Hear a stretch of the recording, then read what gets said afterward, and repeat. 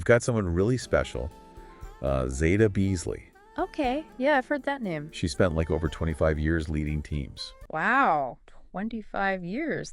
I know, right? That's impressive. From tiny startups to huge companies like over 1,000 employees. So she's seen it all, Seriously, she has. big and small. And we've got all this great material from her. Like what kind of stuff? Notes, articles, even some of her direct comments. Ooh, juicy. And let me tell you, this woman, she knows how to build a company culture that really thrives. So it's not just about like being the boss, it's about building something bigger. Exactly. And that's what's so cool about Zada's approach. Okay, I'm intrigued. What's her secret sauce? Well, it's not about, like those trendy leadership things Right, always a new one. or quick fixes that don't last. Yeah, those never work. It all comes back to values. Values, huh? Yeah. So like what we stand for as a company. Exactly. Creating that kind of culture where respect and accountability. Those are important. Absolutely. And you know how she puts it? Morals matter. Morals matter. I like that. They're not just words. They're like woven into the organization. Part of the DNA. Yes. And there's this one phrase that really stuck with me. Employees are the backbone of any business. Oh, I've heard that one before. Yeah, we all have. But Zada, takes it to a whole other level. Okay, so how does she do that? Well, it's about understanding why that image is so powerful. Okay, the backbone. Yeah. It gives you structure, support. Yeah. Lets you move. Can't do much without a backbone. Exactly. And she's saying it's the same for a business. Interesting. So treating employees, well, it's not just a nice thing to do, it's essential. It's essential for success. That's a good way to put it. And that's where you see her emphasis on investing in employees. Investing, how so? Like training development opportunities, creating a positive environment. All that good stuff. It's all connected. Yeah, because the world's changing so fast, right? All the time. So those skills we need are constantly evolving too.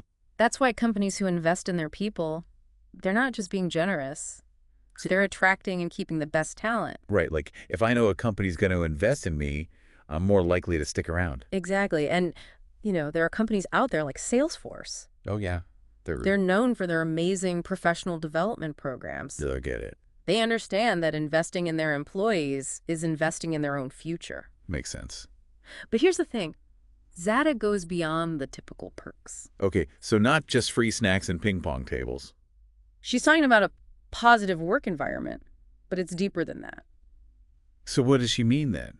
Well, she specifically mentions the dangers of cliques. Oh, yeah. Those can be bad news. And how crucial it is to build a culture of genuine respect and accountability. So everyone feels valued and heard. Exactly. It reminds me of the story from one of her articles. Oh, tell me about it. It was about a company struggling with communication. Oh, that's so common. I know, right? And they had all these breakdowns. Silos. Yes, silos everywhere. And so they implemented this system of regular feedback and open communication. To try to break down those walls. Exactly. And it helped them create a more collaborative environment. Wow. So they actually saw results from putting these values into action. It's a perfect example of how it's not just slogans. Right. It's about walking the walk. Exactly. Okay, I have to ask you about one of Zada's statements that really made me think. Oh, yeah? Which one? Your profits are a lag measure of your people. Ooh, that's a good one. It's mind-blowing because how often do we hear leaders talking about profits first? All the time. Right, it's like profits, profits, profits. But she's flipping the script. So what's she saying? It's a total reframing of how we think about success in business. Okay. She's saying profits are the result, not where you start. Interesting. So it's like a consequence of something else. Exactly, and that something else is your people. Our people. When you prioritize their well-being, their development, that sense of belonging, They feel good, they feel valued, and they become more engaged, productive, and committed. which naturally leads to better results. Exactly. So it's not just about compliance, it's about creating true commitment and passion. You got it. And Zada says this shift happens when leaders empower their teams. Empower them to be their best. And I'm thinking of companies like Patagonia, Oh, yeah. They're known for their passionate employees. who really believe in the company's mission. And that passion, it turns into a powerful brand experience. And ultimately business success. Right, and that reminds me of how Zada talks about these empowered employees becoming business ambassadors. I love that phrase. What a great way to put it. They go above and beyond. They're not just clocking in and out. They advocate for the company. They become part of the story. So it comes full circle. It all goes back to building that foundation of values Yeah, that positive work environment where people feel valued. and respect. So Zada's approach isn't just some feel-good leadership theory.